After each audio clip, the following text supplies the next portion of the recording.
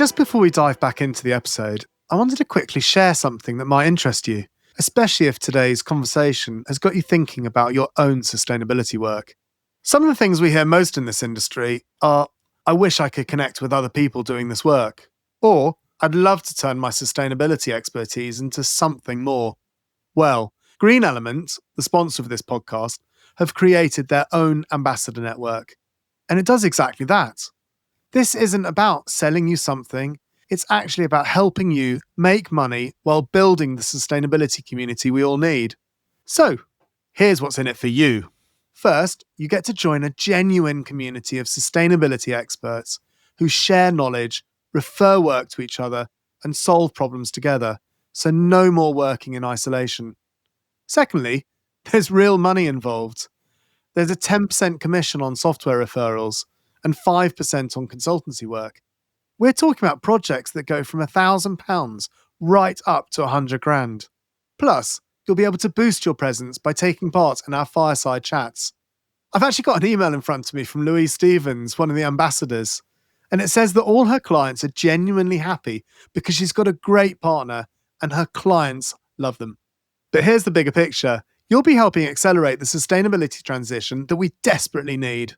Every referral, every connection, every collaboration moves us closer to the world we're all working towards. If this resonates with you and you want to earn some extra income, click the link in our show notes to apply to become a Green Element ambassador. Okay, back to the show.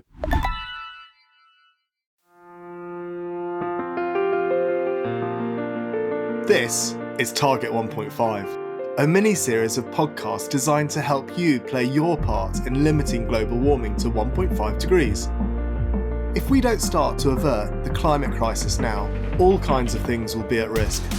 Our food, our water, our leisure, and most of all, our safety. But there's still time to fix this. And as we lead up to COP26, we're finding out how businesses in key industries have become more sustainable by changing the way they do business. And we'll be sharing exclusive advice and guidance to help you do the same. I'm your host, Will Richardson. With me is Senior Environmental Management Consultant, Alex Cronin. And in this episode, the focus is on law and the legal sector. There are over 10,000 law firms in the UK. So what systems and practices can they use to become more environmentally sustainable? Someone who's a fair way down that track is Alex Rhodes, the head of purpose and a partner at Mishcon de Reya. Why, in his view, should law firms take a lead? Law firms are incredibly powerful organisations in the context of climate change. They are businesses that use the law, and the law, of course, governs how we behave and how we act, to the rules that we follow. And so I think law firms have a very important part to play particularly in relation to climate change. The most effective steps I think that firms need to take are, first of all, to commit, to understand what their relationship with climate change, with the environment is, and where they want to draw that line between their business and their responsibilities and the level of accountability they want to have with the challenge. And following from that, I think there's a reasonably clear set of steps. The first is to footprint, or to understand one's impacts, and that requires measuring things that firms, indeed like most of their clients, haven't measured before, or certainly haven't measured in an impact-led way before. The second is to set targets and then to take actions. For us as a firm, we undertook a detailed carbon footprinting process supported by Green Element. We use their software, Compare Your Footprint, to manage our carbon reduction process, so to monitor on an ongoing basis our emissions from our activities. We're learning while we're going, and we're creating the metrics to allow us to do that ever more accurately. But for us, the four of the key areas, I suppose, are arising from our office space and thinking about our energy, and particularly the electricity that comes in, and then how we use our energy and using it most efficiently. Related to paper and paper use, And for lawyers, of course, that's not just small amounts of paper, and that's not just paper sitting in the office. It's also the conveyance of paper from one place to another, to courts and back. Travel and international travel and commuting are important components. And then finally, our supply chain. And so looking at our supply chain, looking at how we can work with our suppliers and our other stakeholders to drive change. And for law firms, there's a good community there. I mean, there's a good community of law firms anyway, in amongst themselves. But specifically around climate change, there are initiatives that are appearing. The Net Zero Lawyers Alliance, for example, was launched during Climate Action Week for London. And our firm, working with some other firms, has recently just launched a thing called the Greener Litigation Pledge, in which firms commit to think about the way in which they run litigation to reduce emissions. And that's coming out of COVID, actually, thinking about the procedures around litigation, remote hearing, the use of remote hearings and remote witness attendance at trials and interlocutory hearings, and the use of paper and digital bundles and paper bundles. I think the final thing that firms can do, and this goes back to the beginning of what I was saying, is to think about how they work with their clients to help their clients reduce their emissions in their businesses as well. Alex has made some excellent points there and has highlighted why the legal sector shouldn't just implement sustainable practices, but also take on a leadership role within this space. Let's explore this point in more detail. Alex, Cronin, how important or powerful are law firms in terms of tackling climate change? Well, frankly, very powerful. So as a professional services firm, the impact is relatively low from their direct operations, such as their buildings or own transport, compared to some other industries. But similar to finance, banking, consulting, marketing, through the influence of their work, it really eclipses their direct impact. I want to mention a few examples of groups that are really taking the sector forward, who I really respect. So Client Earth are the first one, who's an environmental law charity whose explicit purpose is to use their legal expertise to uphold and shape laws. Some examples of what they've done recently include filing a shareholder lawsuit against a Polish utility company, which resulted in the suspension of a planned coal plant, or representing 8 Indigenous Australians from the Torres Strait Islands at the UN in making a complaint against the Australian government.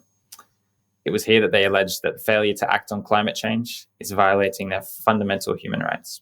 Client Earth are absolutely phenomenal with the work that they're doing, aren't they? I mean, they are such a powerful organisation, turning our own laws against our governments in preparation for reducing that impact. Yeah, it's really amazing that they're holding pretty much all levels of government, from local to federal, to account in terms of their climate action, but also representing underrepresented groups on the biggest stage in the world. Yeah. I believe that the Polish utility company, they literally bought $10 worth of shares. That was it. It's amazing what they can do through that. So who else is in this space? So the second one I want to mention is the Chancery Lane Project. So they're a collective of lawyers working pro bono who produce clauses that align contracts with net zero goals. So really making sure that the focus is on this and the supply chain from the beginning. The next one that I wanted to mention was the Net Zero Lawyers Alliance. And they are a coalition aiming to improve the legal sector's capacity to assist with reaching net zero by 2050. This involves improving internal operations, but also training lawyers to support clients in the transition to a zero carbon society. Those are 3 really powerful organisations, aren't they? Yeah, it just goes to show that the real sphere of influence goes just beyond the internal impact of a law firm, but there's also ways that people can get involved in their practice. Is there anything more you wanted to add? Yeah, so next I wanted to address what Alex Rhodes mentioned about what legal firms can actually do themselves to address global heating in their operations. This usually follows 3 steps. The first one being starting with the measuring of your carbon footprint. So this is important as it provides a picture of where the impact of your operations and supply chain currently exists. His second piece of advice was to set targets. So setting verified science-based targets, mentioned in episode 1 of this series, demonstrates the highest level of credibility. Targets can also be set based on individual aspirations, but this will not be aligned with the latest climate science. Alex's third and final step was about taking action. So this could be prioritized based on impacts that can be achieved, focusing on the areas of highest emissions from your organization's footprint, but also the ability to implement the action.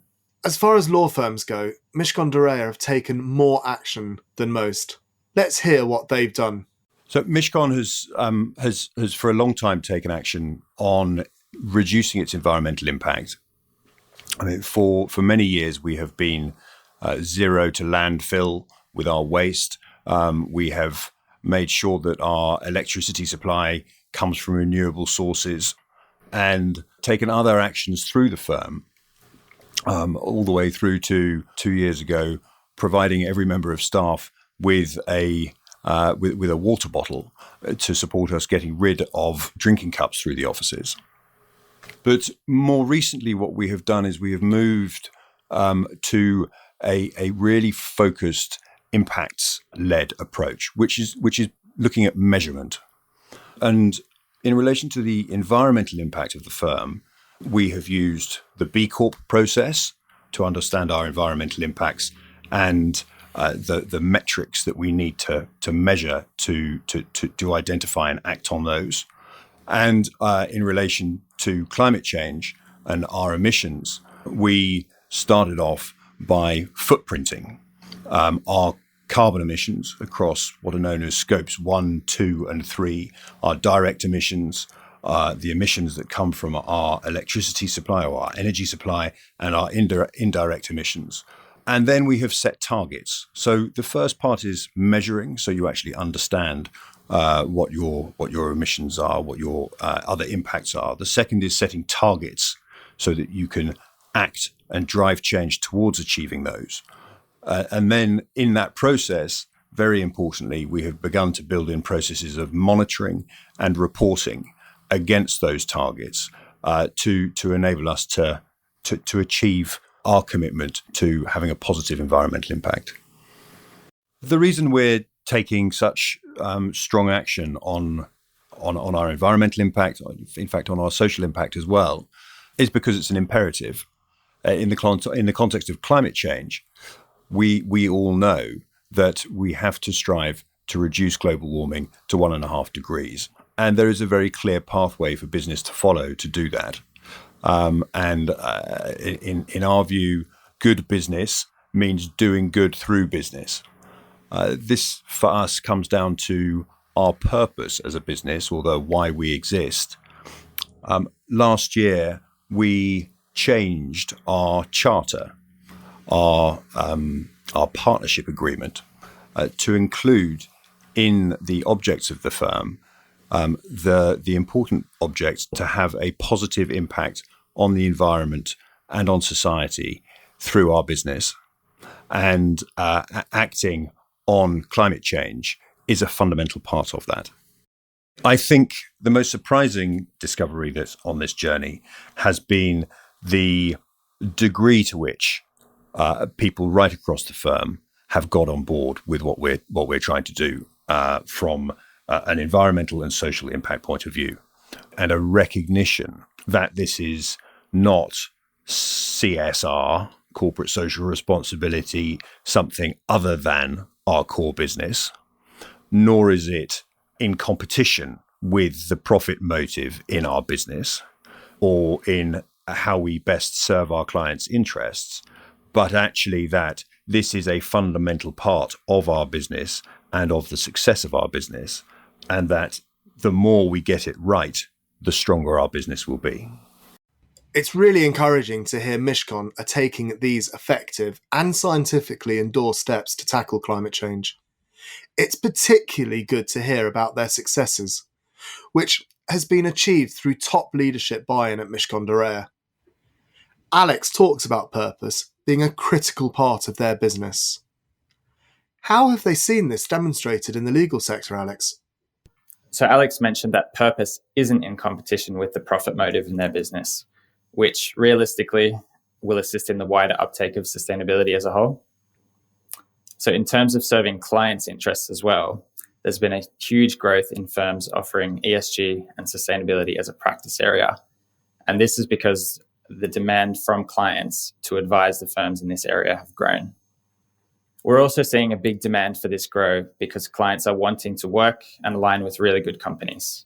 And B Corp is one essential way that an organization can demonstrate this, because it really focuses on all aspects of sustainability beyond the environment, including human rights, procurement, their supply chain, as well as the work they do with their people internally. So, is it all working for Mishcon de Reya? Maybe you should ask me that question in another 6 months and then every 3 months going forward from now on, because that's what we're trying to ask ourselves as we're going through this journey. The steps that one needs to take are fundamentally changes to the way one runs one's business. And I think the major change that we have made is one of looking at the impact of our actions and then trying to then assess our progress and the success of the actions that we're taking against those targets. And I'll give you an example. Before we really started on the measurement proper, several years ago, there was an inherent unhappiness within the firm with the fact that we still had plastic cups in some areas of our offices, plastic disposable cups. And such was the level of unhappiness that we felt that we had to address it. But we hadn't yet really managed to build enough of a factual base to assess the steps that we should have taken. And so we discussed, for example, well, should we stop with the plastic cups and instead get ceramic cups? And those ceramic cups can then be washed through a dishwasher and then put back on the mantelpiece. And then we started asking the question, well, okay, but how much energy was expended and what was the environmental impact of making the ceramic cup in the first place? And how much of an environmental impact is there in running the washing machine every night to wash all these cups that are being used when they wouldn't otherwise have been used? i.e., is the obvious ill of having disposable plastic cups greater or smaller than the apparently better course of having ceramic cups in the office? And you can only answer those questions by really diving into the weeds as you go. Now, for us, what we actually ended up doing was we ended up providing all of our staff with reusable water bottles and effectively got rid of the cup stroke mug office issue altogether. But the fundamental piece is if you're going to be serious about getting on top of your environmental impacts, you have to understand the implications of the steps that you take. That's a really good point, actually. You have to understand the implications of the steps you take, particularly when it comes to the environment. Absolutely.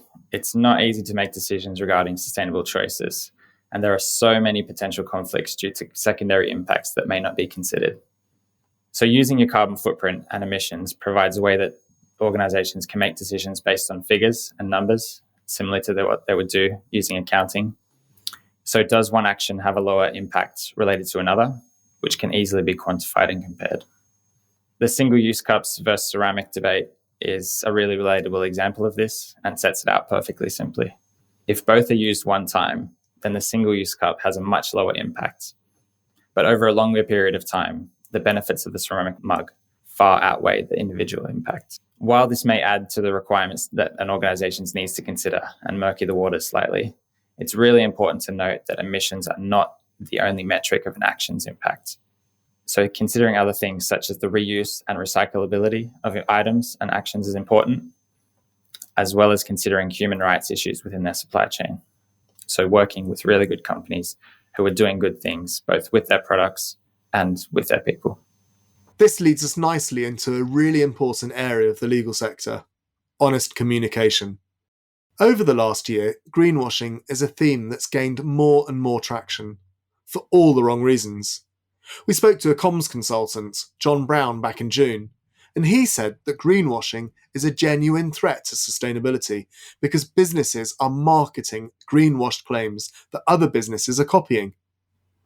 The knock-on effect is that the real, effective actions are drowned out by greenwashed claims and make the real action look greenwashed. The result is everyone's confused and then annoyed when they invest in the wrong thing, which creates apathy and disconnect from sustainability. Alex Rhodes. Greenwashing, of course, is the process of conveying a false impression or providing misleading information to consumers about how a company is providing its services or products, and it's a term that's been around for a long time, of course. And I think I understand anyway that it was actually coined in 1986 by an American environmentalist who went to stay at a hotel, and there was a badge that said, "If you don't want us to wash your towels tonight, please put them on the bed to lessen our impact on the environment," at the same time as they were building out the resort across the local reef. So the understanding of greenwashing has been around for a long time, of course.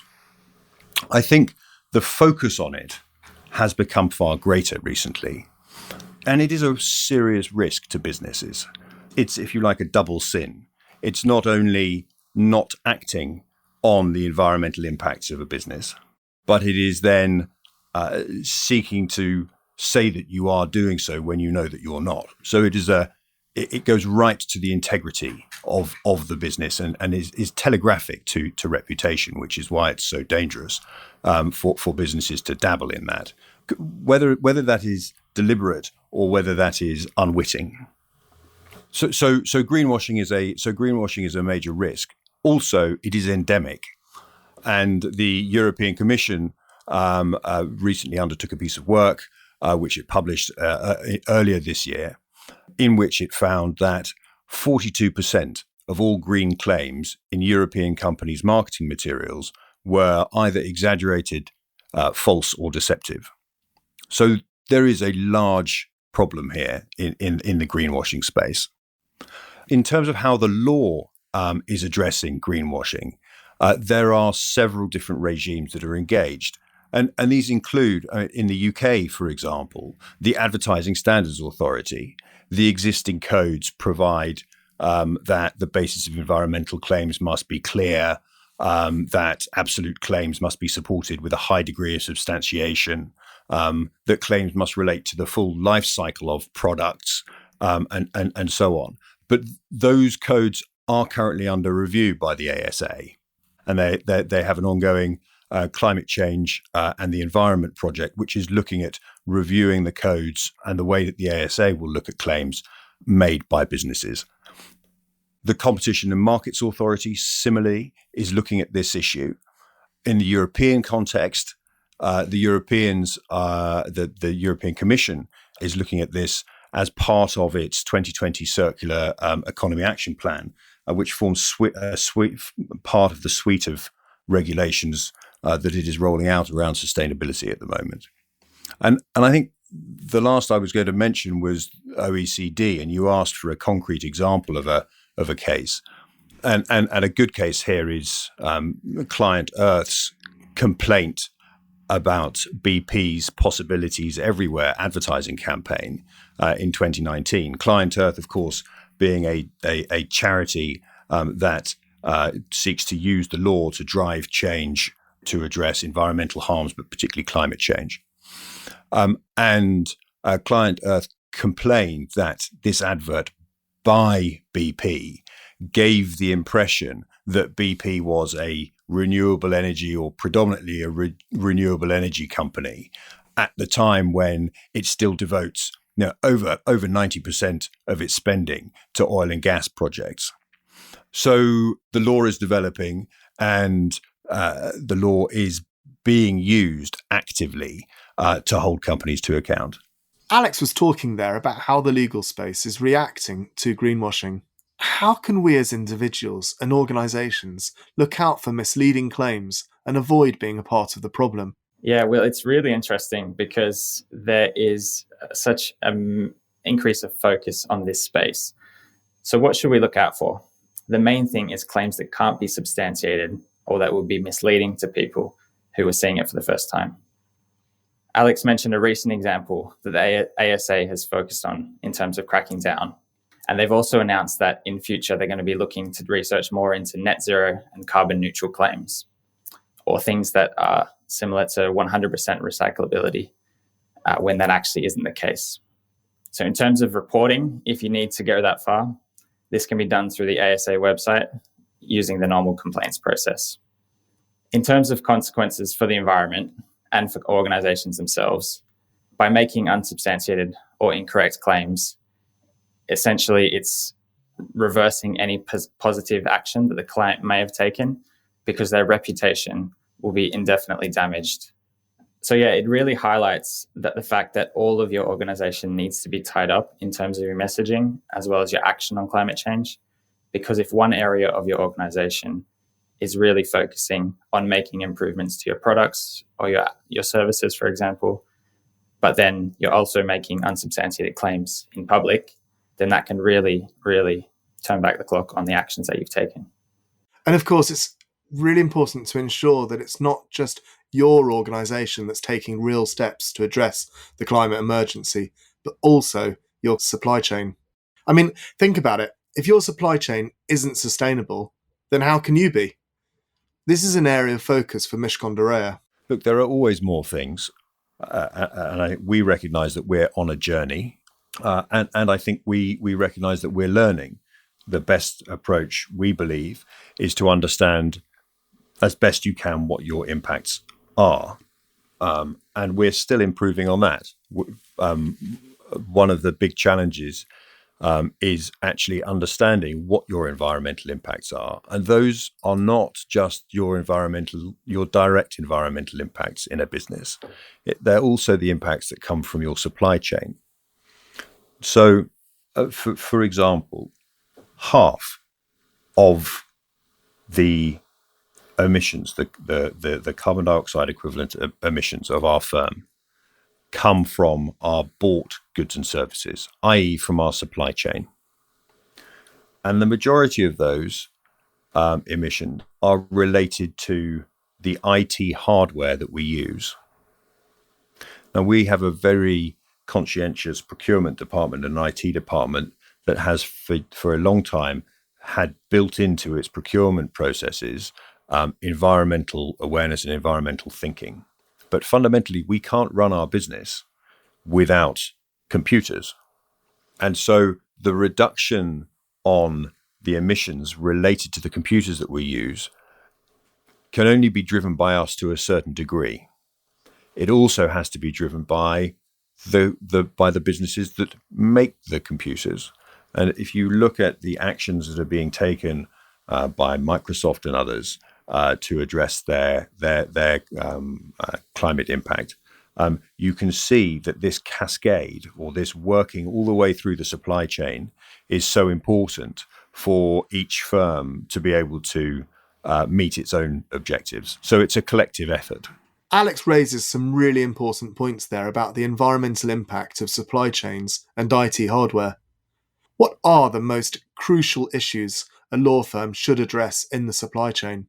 So it's really interesting because all organizations within the different industries have a different footprint in terms of their supply chain and where the impacts come from. So when you're looking at their entire value chain, so scopes 1, 2, and 3, if we're focusing in on the legal sector, from our experience, about 70 to 90% of emissions are within that scope 3 category. So the majority of that have also come from purchased goods and services, with a large chunk of that being things like IT hardware, furniture, as well as any other services that are used. So in order to address this, the real best strategy is by purchasing less and purchasing things with a lower impact. The carbon footprint of an IT department is something that frequently surprises most office-based organisations. Why is this part of the carbon footprint so big? It's a tough one because essentially you need that physical hardware in order to work. I would say all of us have at least one piece of hardware, like a laptop, computer, monitor, screen that we use. So essentially, we're still going to be buying this in the future. So what we need to be doing is making sure that, going back to what I said previously, we're purchasing less and purchasing with lower impact.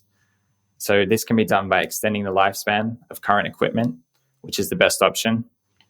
But it can also be combined with reusing items where possible. So looking really internally about your procurement and reuse policies. But then secondly, there's an opportunity now to investigate refurbished equipment, which is a really good option and doesn't have a huge difference compared to new items. Okay.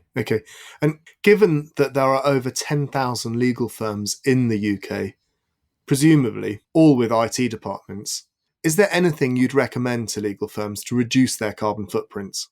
Yeah, definitely. So I think Bait Wells, who's a client that we've worked with in the past, is a really good example of them looking into both their direct emissions, but also their supply chain.